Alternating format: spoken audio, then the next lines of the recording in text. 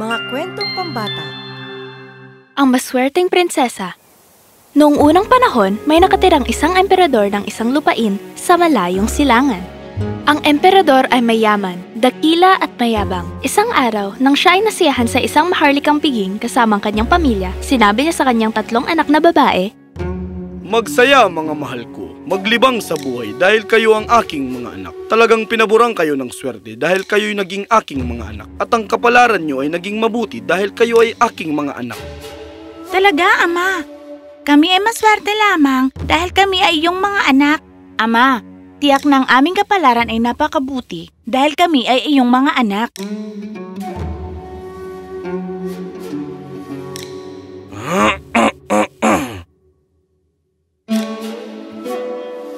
Namkamyong, wala ka bang sasabihin?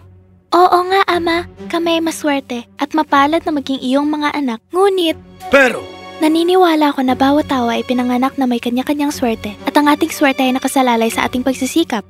Ang swerte ay swerte lamang kapag sinalubong ito ng pagsisikap." Ang iyong sariling pagsisikap? Kaya ang pagiging aking mga anak na babae hindi mahalaga sa lahat? Ama, hindi yan ang ibig kong sabihin. Tama na! Ang swerte mo ay nakasalalay sa iyong pagsisikap, di ba? Dalhin mo rito sa akin ang aking ama. Iniisip ng aking anak na babae na ang kanyang swerte ay nagmumula sa kanyang sariling pagsisikap at walang kinalaman sa akin. Ama! Hanapin ang pinakamahirap. Ibig kong sabihin, ang pinakamahirap. Mas mahirap pa sa mahirap. Ang pinakamahirap na tao sa buong kaharian para sa akin. Ipapakasal ko sa kanya itong aking anak na babae. Tingnan ko kung anong swerte ang naidudulot sa kanya ng sarili niyang sikap.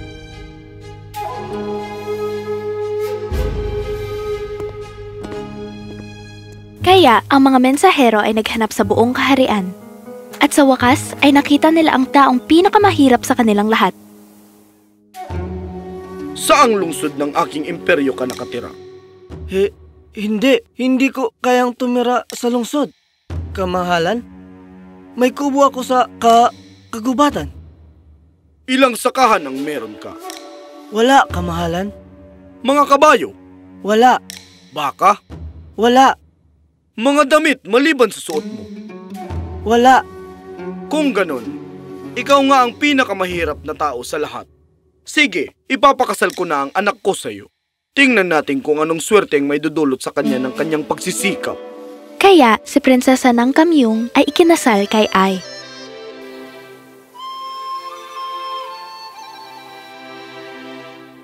Kailangan kong sundin ang utos ng hari. Ito lang ang meron ako. Paumanhin. Tayo ay magsusumikap. Sigurado kung papapuran tayo ng swerte. Sa palagay ko, kailangan kong kumuha ng kahoy. Magiging malamig sa gabi at wala akong kumot.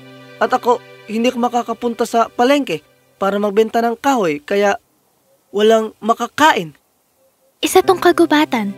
Sigurado akong makakahanap ako ng masarap na ligaw na prutas. Masarap ang sabaw ng prutas na ito, prinsesa?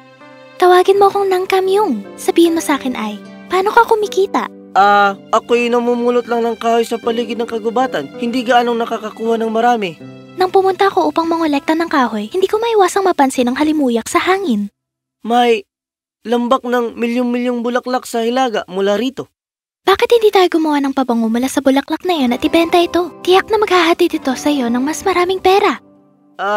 Hindi ako marunong gumawa ng pabango. At saka, delikado ang bundok. Yan ang laging sabi ng nanay ko. Makikipag-ugnayan ako sa kilala kong gumagawa ng pabango. Isa pa, ako ay isang prinsesa. Kakayanin ko ang isang mapanganib na bundok. Punta tayo bukas, ha? Kaya, sina Prinsesa Namkamyong at Ai ay umakyat sa mapanganib na bundok upang tuluyang makarating sa lambak ng mga bulaklak. Ngunit, biglang may nag-agaw sa atensyon ng prinsesa. Ano ang kumikinang doon? Oh, mga mahiwagang bato ito. Kwento sa akin ng nanay ko ang mga iyon. Kwento lang siyempre.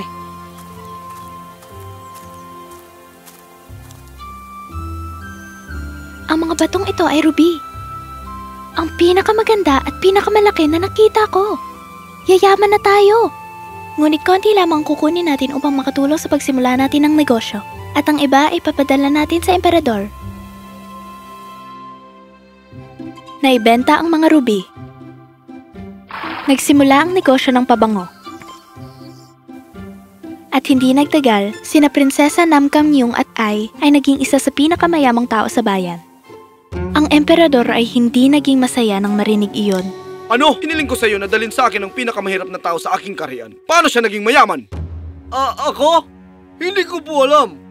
Siya ay mahirap hanggang sa pinakasalan siya ng prinsesa. Labas! Mahal, bakit parang malungkot ka? Hay, miss ko na ang tatay ko. Sana hindi na siya masyadong galit sa akin. Ni ayaw niya tayong makita. Huwag mag-alala, hindi magtatagal papaborang swerte sa atin. At pinaboran sila ng swerte. Isang araw, isang malupit na espiritu na tinatawag na Hypaea ay nag-anyong isang usa at sinira ang paboritong hardin ng emperador. Tawagin ang lahat ng kalalakihan sa kaharian at sumama sa aking hukbo sa isang malaking pangangaso upang mahanap at mahuli ang usa na iyon. Mahal, marahil ang pangangaso na ito ay isang pagkakataon upang makuha ang puso ng iyong ama. Ang swerte ay swerte lamang kung sasalubungin ng pagsisikap. Maging ako ay sasali sa pangangaso na nakadamit pang lalaki. Ang buong pagtitipon ng 1,000 tao ay hinati sa 4 na bahagi upang magtungo sa 4 na direksyon. Nanatili sila Namkamyung at Ai kasama ang hari. Walang sino man ang makapantay sa bilis ng kanilang takbo at kaya naiwan sila ng malayo. Upang tuksohin ang hari, ang Hypaea na nag-anyong usa ay nanatili lang sa unahan ng hari. Biglang naglaho nang malapit na siyang mahuli ng hari at lumitaw ito muli ng medyo malayo. Sa wakas, ang hari ay napagod at bumagsak. Hindi. Hindi ko na kayang sumakay pa. Natutulog siya sa ilalim ng puno ng banyan, ang tahanan ng Hypaea. Ang naghaharing Hypaea sa punong ito ay siguradong sasaktan siya kinaumagahan. Magkunwari tayong natutulog, ngunit mananatiling gising at makinig. Nakaugalian ng mga Hypaea na makipag-usap sa kanilang sarili at kami yung mga naninirahan sa kagubatan ay alam ang kanilang wika. At gayon nga, sa kaligitnaan ng gabi, narinig ni Ai. Natutulog sa ilalim ng aking puno, di ba? Sa umaga, kapag sumikat ang araw ay mas nakakakita ko.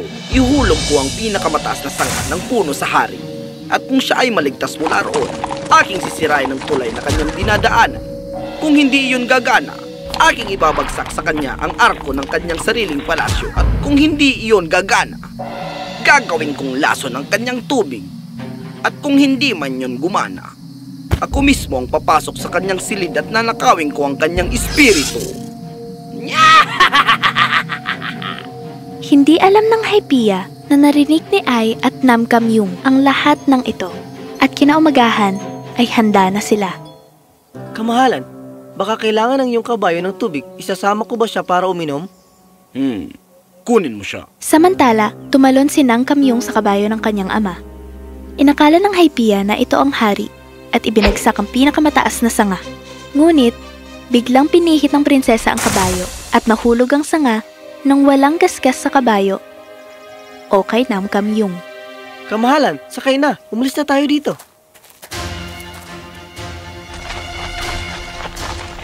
Hindi! Hindi ka makakawala kapag nasira ko ang tulay na kailangan mong tawirin. Pagkatapos, nakahanap si Ai ng isa pang makitid na tawiran para sa ilog na hindi na nila kailangan tumawid ng tulay. Nagtapon ng bato si Namkamyung sa tulay at inakala ng Hypaea na ito ay ang haring nakasakay sa kabayo at pinutol ang tulay. Ngunit, nang marinig pa rin niya ang mga tumatakbong kabayo sa malayo, alam niyang nabigo na naman siya. Madadali din kita sa susunod sa ilalim ng arko ng inyong palasyo.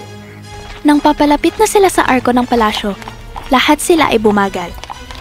At nang makarating sila sa arko, tumakbo sila ng napakabilis.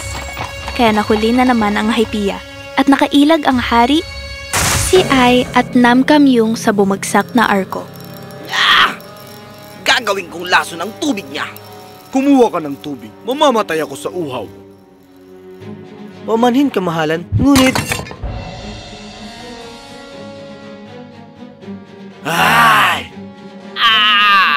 Ngayon, kailangan kong pumunta pag-isa bukas ng umaga at nakawin ang kanyang espiritu. Kahit na para dito, ay handa na sina Namkamyung at Ai. Alam nilang hindi masyadong nakakakita si Hypia. Kaya nang pumasok si Hypia sa kwarto ng hari, nilagyan nila ng itim na tela at nabulag si Hypia. Nahuli nila ito at ikinulong magpakailanman. Ikaw! Pareho kayong nag-aalaga sa akin simula kahapon. Iniligtas mo ang buhay ko ng maraming beses. Sino kayo? Kami ay 2 tao lamang na nag-aasam ng iyong pagmamahal. Ama! Namkamyung, aking prinsesa. Ako ay labis na humihingi ng paumanhin. Sa katunayan, napatunayan mo na ang swerte ay mapalad lamang kapag ito'y sinasalubong ng pagsisikap. Ay, salamat anak. At ipinapahayag ko na kapag ako'y nawala, ang dalawang ito ay mamamahala sa aking kaharian. Kahit ngayon, sinasabi ng mga tao na ang swerte mo ay maging katulad kay Namkamyung dahil ang swerte ay swerte lang kapag pinagsisumikapan.